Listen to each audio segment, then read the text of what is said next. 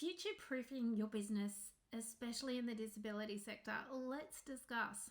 So what I want to do in this video is really break down exactly where the NDIS is sitting at this moment in 2025 and why it is that you may be struggling to grow your business, especially if it is just NDIS. If it is other things, then yeah, you might still have some concerns. I mean, we're heading into the end of the financial year, so expenditure, especially for businesses, is a lot quieter. However, it's all about planning and understanding the market area. So I do have a little book, and it comes with some resources all around sustainability and business growth. So you might want to check that out as well. We'll pop the link in wherever you see this video for that book so you can access that. And the little resource bundle, well, you can access just the book or you can access the bundle that goes together, books and audios.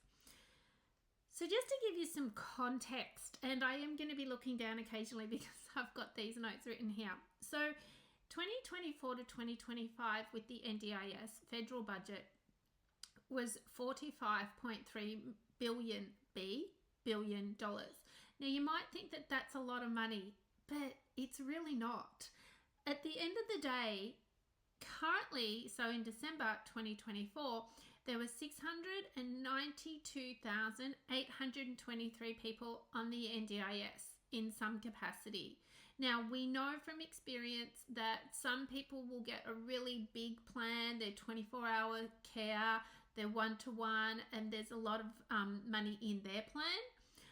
But then we know there's others that maybe get like a $30,000 plan. Like, it's not a lot. So if we want to break that down just a little bit and we go by just those figures alone of $45.3 billion, if all of that is going into participants' plans, so funding participants' plans, and there's 692,823 participants accessing that $45.3 billion, it averages out to be around $65,384 per plan if we were to spread it out evenly.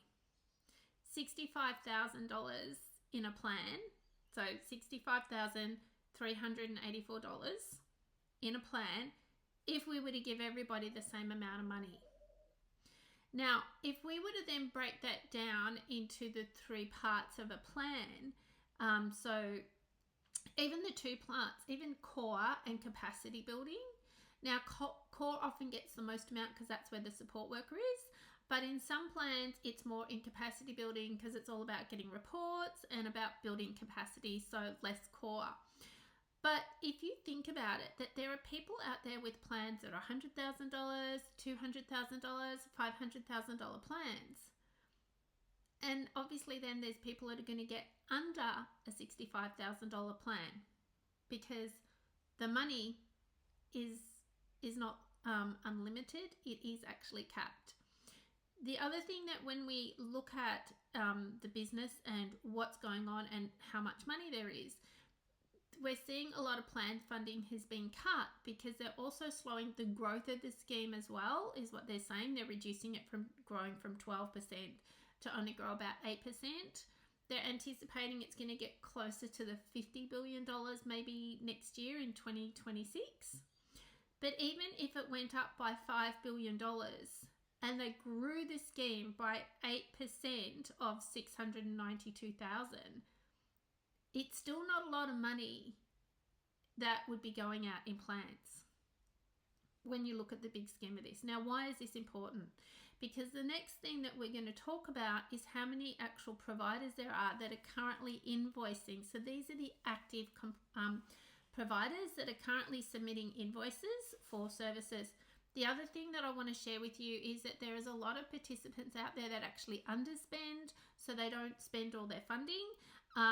So like that money is just sitting there.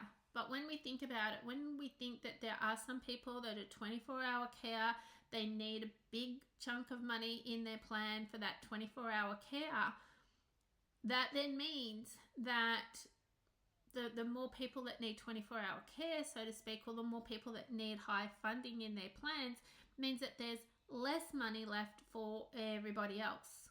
So this is where they really need to look at the end of the day how it all works and how the funds are being spent and all of those kind of things.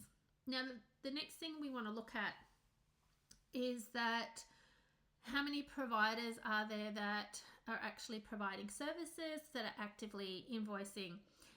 And this is all providers. This is allied health support, gardeners, whoever's providing a service, plan managers, all of those kind of things, support coordinators, all services. 215,779 as of December 2024. That's the current number of actual providers. Now, the number of registered providers out of the 215,000 is only 21,387 providers.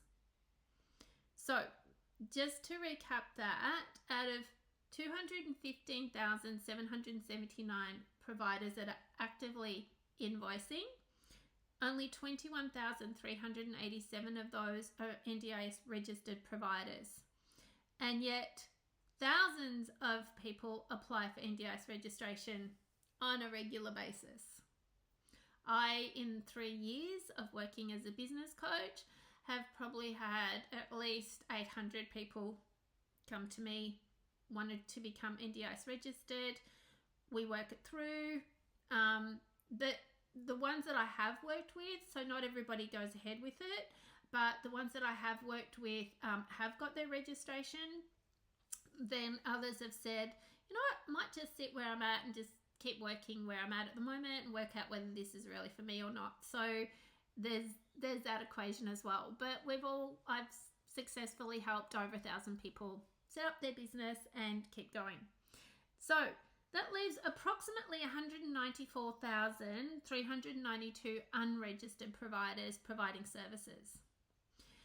Why are these figures important? And I'm going to be breaking down a few more in a minute. It's because technically speaking, if there are 692,823 people that have an NDIS plan, so 692,823 people have an NDIS plan of some description, so they're wanting some form of services, some dollar amount is in their plan, and there are 215,779 providers. On average, that would be 3.2 people per provider. On average. Now, we know it doesn't work quite like that, but if we take the number of participants that are on the NDIS and the number of providers actively invoicing, there's technically only 3.2 participants per provider. But we want to break that down even more. Why is this important? I know I keep coming back to why, so this is the purpose of this video. It's to let you know that the market is saturated with providers. When we think of a provider, I want you to think of sole traders as well as small businesses as well as large organizations. So out of the funding, out of the $45.3 billion, 25%, so a quarter of that go to the 10 largest providers. So they're providers that have got, maybe 1,000 staff or more. They're providing multiple services. Like, they're really big. They've probably got 2,000 staff. Who knows? I haven't done that math. So we're looking at a quarter of that funding is going to the 10 largest providers, whomever they may be. So when we think of a participant's plan, and if we go back to the average of if everybody got the same amount of money, so if all participants got the same amount of money, they'd be looking at a plan of around $65,000. And in that is going to not be a huge amount of supports for a lot of people. Like, that might average out to be $65,000. Say half of that is for core supports and the other half is for capacity building. You're looking at $30,000 a year for core support at $67 an hour. It's not a lot. Now, we know that course capacity building with allied health is $193 an hour. We know that support coordination is $104 an hour. So you can see how all of this could add up quite quickly to not be a huge amount. So when people say, I haven't got enough funding in my plan, and they're running out of funding, there's kind of like not necessarily any more money in the bank, so to speak, to actually keep topping that up. So the government made a decision to not top it up. Now, the other thing is that when we're thinking about the providers of 200 and, well, we'll call them, where did that number go? 215,000 providers. There's a lot of, like, there's the 10 largest providers that probably have at least 1,000 staff out of that 215,000. Then there is the different service types that is in there. Then we've got the people that are got like 10 staff, 20 staff.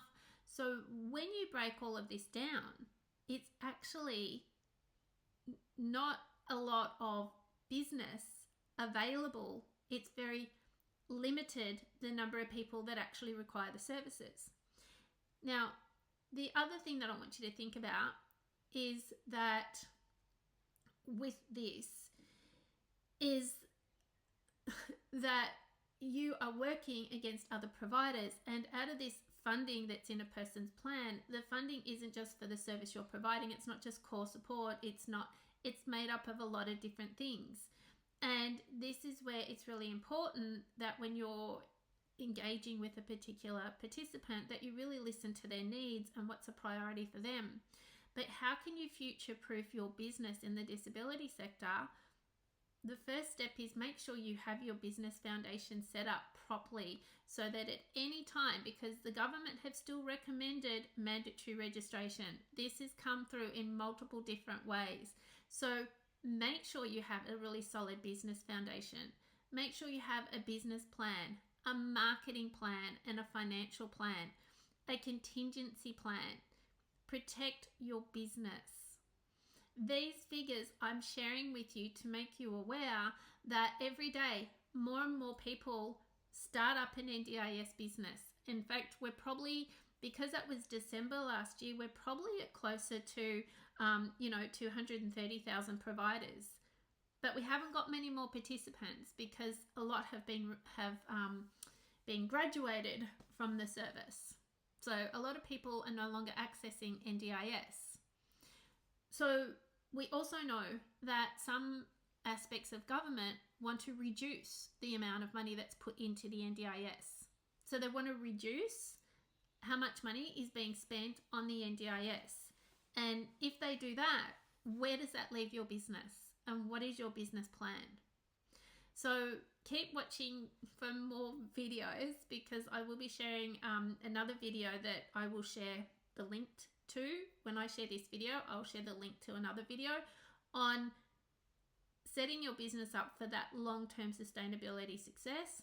And I'll also share with you the little book that you can buy, and also some other resources that we have available, because I tell you right now that whilst everybody says the NDIS isn't going anywhere, remember, when there's X amount of money available and more people want at it and more people do the wrong thing, that actually creates further problems for everybody.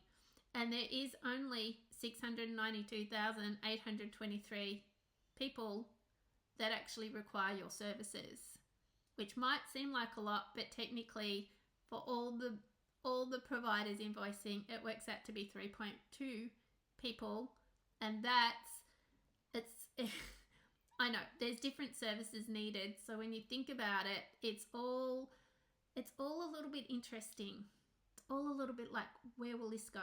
So check out my other video. I'll share the link to it because that will be stored on YouTube and it will be a longer video.